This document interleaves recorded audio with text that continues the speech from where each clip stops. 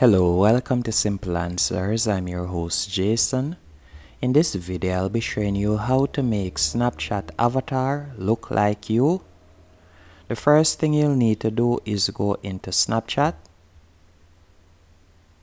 Once in the app, you're going to tap on your current bitmoji in the top left hand corner. And you're going to tap on Create My Avatar. And from here, you'll simply select male or female. And you just want to stare in the camera right there. Then you can tap on the one that you think that suits you. Then tap on continue. And from here you can tap on make edits if you like. And you can change the skin tone. There are numerous options on how you can personalize your avatar to make it look as close as possible to you.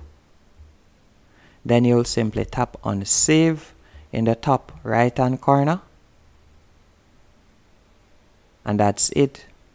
Hope you found this video helpful and informative on how to make Snapchat avatar look like you, or how to make your bitmoji look like you with a picture.